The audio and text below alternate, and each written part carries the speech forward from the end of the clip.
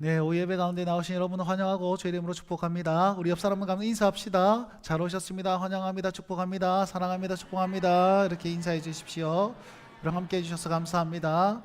네, 이 오후 예배 시간에 우리 모두 졸음을 떨쳐버리고 함께 파이팅 있게 나아갔으면 좋겠습니다. 여러분, 우리 교회가 저의 1차적인 목표는요, 수적인 성장이기도 하겠지만 이런 어떤 오후 예배 그리고 수요 기도에 금요 기도에 많은 성도들이 참석하는 게 저의 첫 번째 목표입니다. 왜냐하면 지금 여기 계신 분들이 어떻게 보면 오리지널 우리 교회를 위한 어떤 분들이 아닐까라고, 물론 이제 그렇게 판단할 수는 없겠지만 이제 다른 어떤 부수적인 예배 기도에 열심히 참석해 주시는 어떤 분들이 많아지는 것이 제 나름대로의 목표입니다.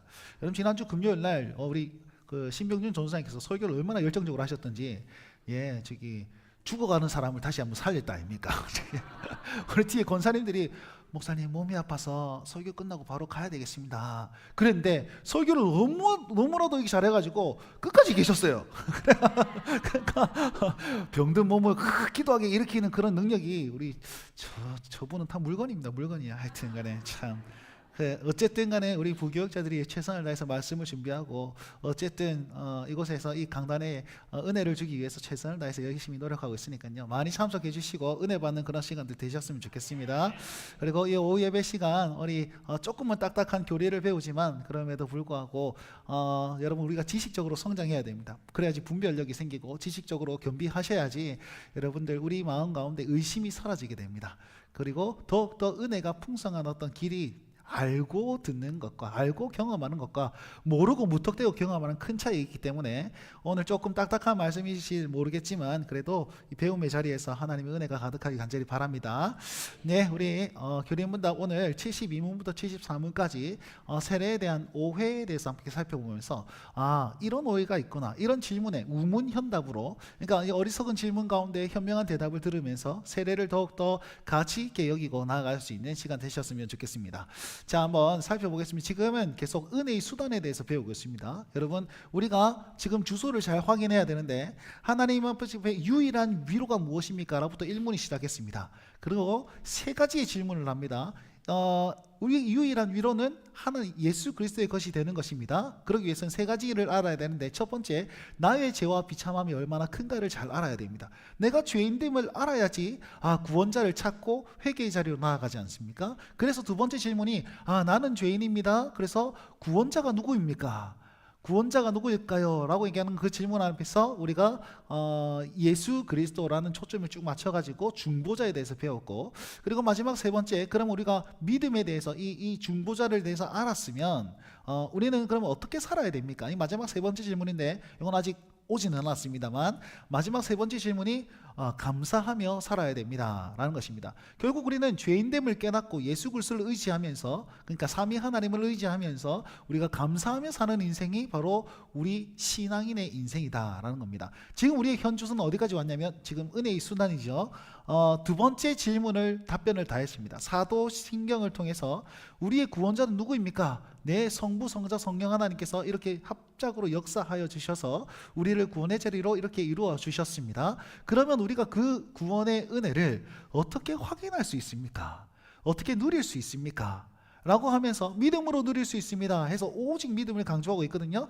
그 은혜 안에서 있는 그 오직 믿음을 강조하면서 은혜의 수단이 바로 말씀을, 믿음을 일으키는 말씀 선포를 통해서, 그리고 믿음을 굳세게 하는 성례, 세례와 성찬을 통해서 우리는 계속 이 은혜의 확신을 가지고 나아가게 됩니다 라고 지금 답변을 하고 있는 것입니다. 그래서 지난 시간에 세례에 대해서 간략하게 배웠는데, 세례는 뭡니까?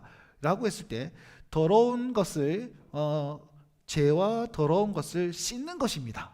세례를 받을 때 죄와 더러운 것을 씻습니다. 무엇으로 씻습니까? 그리스도의 보혈 그리고 성령님을 통해서 우리가 씻겨내려집니다.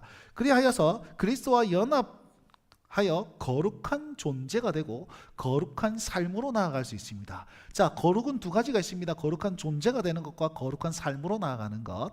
그래서 예수님을 믿음으로 말미암아서 거룩한 존재가 되었고 이제부터 또다시 거룩의 삶이 시작되는 자리입니다. 그래서 조금 더 세례는 거룩하게 되는 그 순간이자 거룩의 시작이라고 말할 수가 있습니다.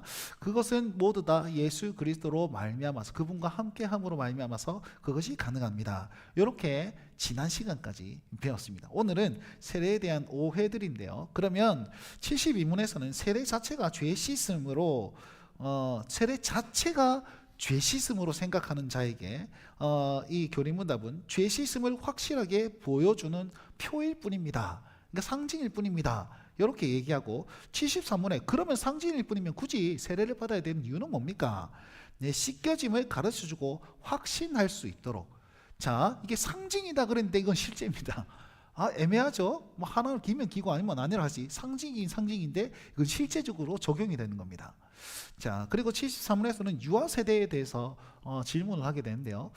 유아세례 이게 확실한 겁니까? 유아세례 받을 수 있습니까? 왜냐하면 세례는요 삼위 하나님을 고백하는 거거든. 내가 성부 하나님을 믿습니다, 성자 예수님 믿습니다, 성령 하나님 믿습니다 고백되는데 응애 하고 막 똥오줌을 못 걷는 가들이 어떻게 고백합니까? 그럼 이건 어떻게 받아들여야 됩니까? 이렇게 질문하게 되거든요. 그것은 언약의 표이기 때문에 주님께서 제정하신 것이므로 유아세례는 받을 수 있습니다 라고 답변을 합니다. 자, 구체적으로 한번 알아보겠습니다. 72문, 73문을 제가 읽겠습니다. 72문 읽으면 답변해 주시기 바랍니다.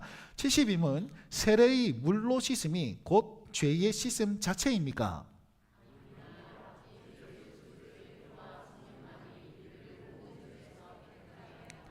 (73문) 그러면 왜 성령님께서는 세례를 중생의 씻음과 죄의 씻음이라고 하셨습니까?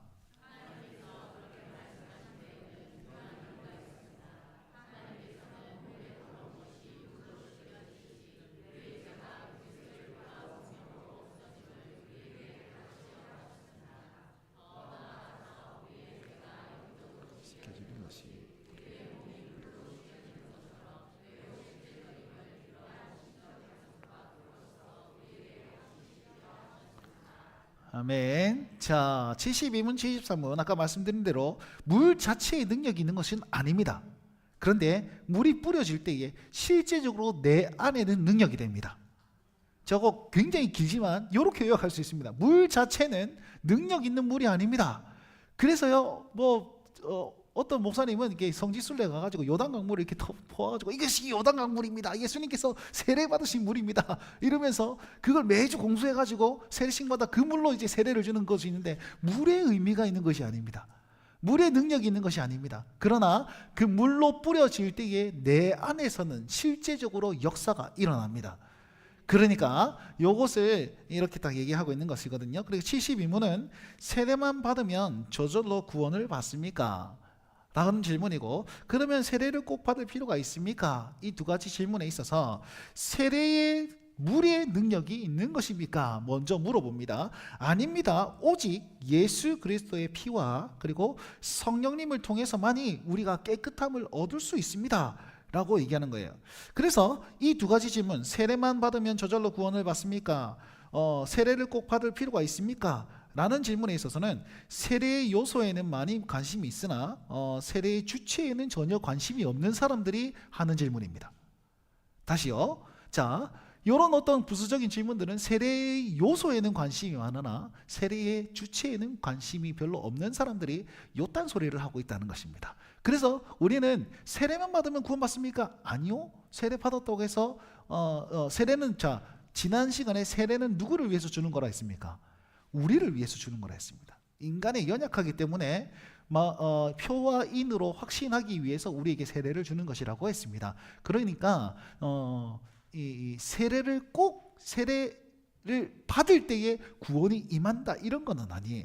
구원받은 자가 세례를 더욱더 확실하고 확신하게 하기 위해서 세례를 받는 것입니다.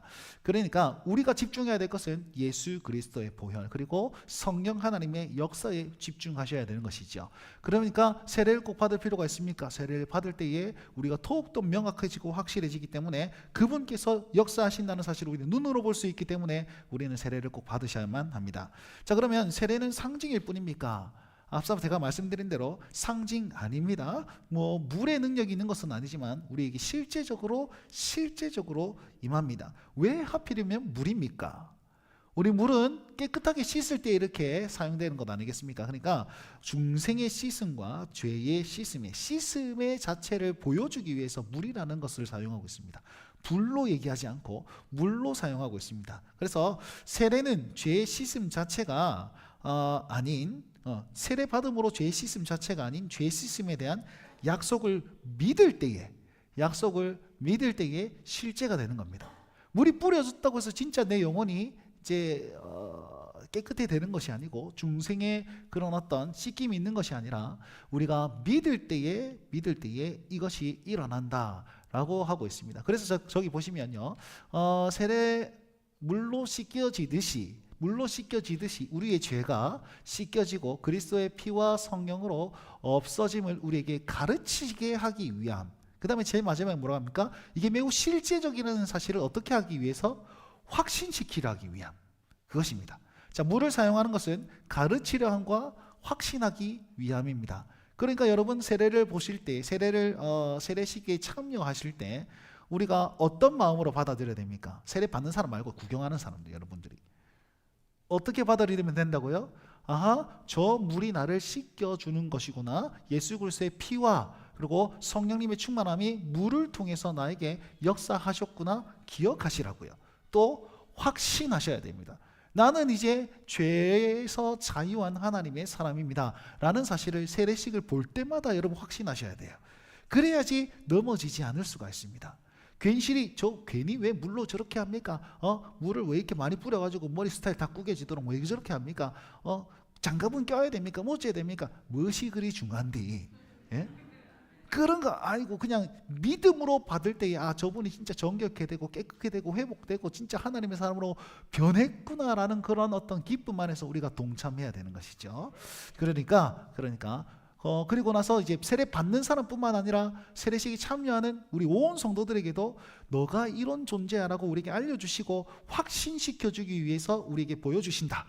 그것을 꼭 기억하시면서 우리 4월달에 있는 그 세례식에 이런 마음으로 동참하시면 좋겠습니다. 자, 유아 세례를 한번 보도록 하겠습니다. 73문입니다. 유아들도 세례를 받아야 합니까? 답을 읽어주십시오. 시작.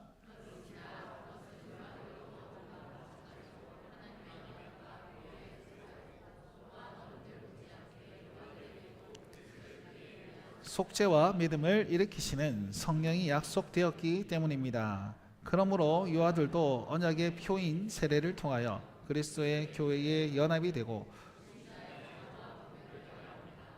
이런 일이 구약에서는 할례를 통하여 이루어졌으나 신약에서는 그 대신 세례가 제정되었습니다. 아멘. 자, 유아들도 세례를 받아야 합니까? 할 때 정답은 그렇습니다 라고 돼야 됩니다. 그럼 유아들이 신앙 고백을 할 수 있습니까? 신앙 고백을 할 수 없습니다. 그런데 우리 부모와 또 온 교인들이 이 아이를 내가 언약의 자녀로 잘 길러 보겠습니다 라는 이런 부모뿐만 아니라 우리 온 성도들이 서약을 합니다. 그러니까 이 아이가 우리 교회의 미래이고 소망이고 언약의 백성임을 우리가 확신하고 저 아이가 자랄 때 동안에 우리 모두가 돕겠습니다 라는 고백을 같이 하는 거예요. 그래서 우리의 신앙 고백을 받아서 이 수세자는 그렇게 이 아이에게 그 신앙 고백을 할 수는 없겠지만 이 아이가 언약 백성으로 자랄 것을 확신하면서 세례를 주는 겁니다. 그러니까 여러분 다음 세대 우리 유아 세례를 받는 친구들이 받을 때에 우리에게도 책임이 있다는 겁니다. 내 아닌데가 아니고 저 아이가 우리의 아이이고 또 저 아이가 우리 교회에 소속된 주의 백성이라는 사실을 확신하면서 여러분 잘 잘 기도하고 양육시키고 길러내야 되는 그런 어떤 숙제가 우리에게 있다라는 것입니다. 결국 보시면 우리의 신앙 고백과 하나님의 언약에 따라서 우리는 유아 세례를 줍니다. 언약은요, 특별한 관계, 교제를 맺을 때에 시행되는 것이고요. 보시면 성령이 약속되었기 때문에, 자, 유아들에게도 성령이 약속되었기 때문에 하나님의 언약과 교회에 속하였음을 확인함으로 말미암아 우리의 신앙 고백과 하나님의 언약에 근거해서 우리는 유아 세례를 줍니다. 자, 그리고 유아 세례의 전통은 어디에 있습니까? 구약의 할례에 있습니다. 여러분, 구약 시대 때는 아이가 태어난 지 8일 만에 할례를 줍니다. 할례는 하나님의 자녀가 되는 증표입니다. 8일 만에 무슨 증표가 있겠습니까? 그죠? 그러니까 그 근거는 개인의 신앙이 아니라 하나님의 언약 백성이다라는 그 하나님의 언약에 근거하여서 할례를 주었습니다.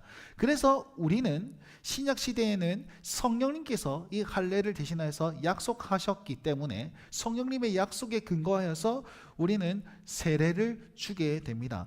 사도행전 2장 38절 39절 너희가 세례를 받고 죄 사함을 받으라 성령의 선물을 받으리니 이 약속은 너희와 너희 자녀들과 라고 하면서 성령을 받으라, 이 약속은 너희와 너희 자녀들에게 쭉 이어진 것이다 라고 가르쳐주고 있는 겁니다. 결국 우리는 성령 하나님께서 이 아이를 통해서 역사하실 것이기 때문에, 그리고 약속하셨기 때문에, 여러분, 성령님께서 약속하셨는데 누가 깨겠습니까?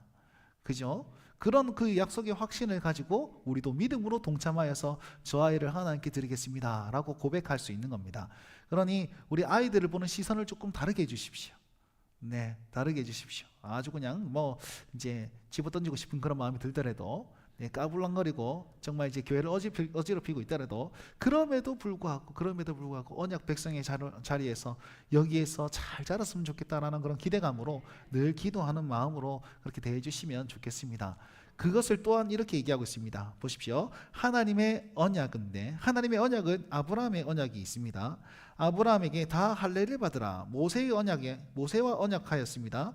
언약과 맹세하여서 우리와 함께 여기지 아니한 자에게까지, 그러니까 가나안 사람들 혹은 출애굽할 때 같이 딸려나오는 이방인들에게까지 하나님께서 할례를 행하고 그 언약과 맹세들이 적용이 된다라고 얘기를 하고 있습니다. 구약에 이런 것이죠. 그러니까 아직까지 다 이루어지지 않았고 믿음이 온전하지 않는 그 사람들에게도 이 언약은 적용된다, 이런 뜻입니다.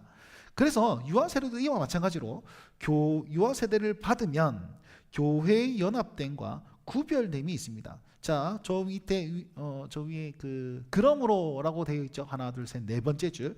그러므로 유아들도 언약의 표인 세례를 통해서 그리스도의 교회에 연합됩니다. 그 다음에 불신자의 자녀들과 구별됩니다. 여러분, 이 사실을 꼭 믿으세요.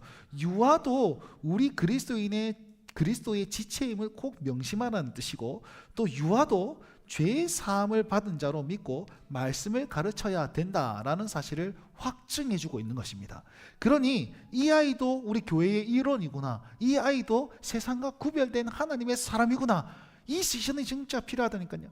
그래서 다른 말로 하면 부모와 자녀의 정체성을 확증하는 것이 바로 유아 세례입니다. 그러니까 너와 나의 부모가 아니라 저분과 자녀, 그러니까 하나님과 자녀와 이제 이 부모 자녀와의 그런 관계가 되었다라고 하는 것이죠. 하나님의 자녀가 되었음을 확인하는 것이 유아 세례입니다. 제가 부임하고 유아 세례를 한 번도 베풀어 보지 못했습니다. 우리 청년들 화이팅 하시고, 작년 중에서도 또 늦둥이 화이팅 하시고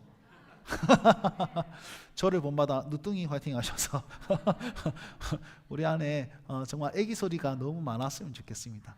예, 그런 어떤 부분들을 기억하셔서 우리 이런 복이, 아이들의 소리가 이렇게 풍성케 되는 그 복이 우리 가운데 참 많았으면 좋겠다라는 생각이 듭니다. 자, 정리하자면 이렇습니다. 여러분, 세례는요 물이라는 매개체가 포함되어 있습니다. 근데 물 자체에는 능력이 없습니다. 거룩한 물 이런 것은 없습니다. 그런데 이 물 자체가 아니라 물이 뿌려질 때에, 우리 눈에 보일 때에 씻겨져 내려간다는 그 의미 아래서 우리가 회복됐음을 보고, 또 물로 말미암아서, 그렇게 보여줌으로 말미암아서 내가 구원받았고 내가 하나님의 사람이고 내가 정결케 되었음을 우리 모두가 확신할 수 있도록 보여준다라는 것입니다. 그래서 뭔가 이렇게 세례를 받아야 됩니다. 이거 당신이 받은 세례가 아닙니다라고 하는 그 모든 사람들에게 우리는 반박할 수 있어야 됩니다. 여러분, 우리가 세례를 받았지만 내가 믿음이 연약하여서 뭐 궁시렁 이거 다시 한번 받아야 되겠다 이런 생각 가진 분들 많을 겁니다. 근데 굳이 그럴 필요가 없어요. 왜? 물 자체의 능력이 있는 게 아니라 내 믿음의 능력이 있기 때문에. 그러니까 다시 한번 믿으면 그 세례의 능력이 우리 안에 있다는 사실인 거죠. 그걸 또 날마다 보여주면서 깨닫게 만들어주고 있는 것이고, 또 그것으로 말미암아서 우리 모두가 정말 하나님의 거룩한 백성이 되었습니다라는 사실을 확인하는 것이 세례식이다라고 얘기하고, 또 유아 세례도 마찬가지입니다. 그 아이가 신앙 고백은 안 했을지라도 우리 부모와 또 교인인 내가 저 아이를 대신해서 신앙 고백하고 그 언약 아래 있기 때문에 우리 교회로 초청하고 유아세를 주고 있기 때문에, 여러분 그 아이조차도 하나님께 잘 키워서 올려드릴 수 있는 그런 삶으로 자라갈 수 있고, 입교의 시간에 잘 자기 신앙으로 고백할 수 있도록 우리가 부단히 했어야 됩니다. 부단히. 위기가 한두 가지가 아닙니다. 뭐 초등학교 올라갈 때 위기가 있고, 4학년 때 위기가 있고, 6학년 때 위기가 있고, 중학교 1학년은 진짜 처절한 위기가 생길 겁니다. 네, 그러니까 다 그때까지 어쨌든 신앙 고백을 잘 할 수 있도록 우리 부모 세대 여러분들 힘을 내어 주시고, 또 그 아이들의 진정한 믿음의 부모가 되어 주시길 간절히 바랍니다.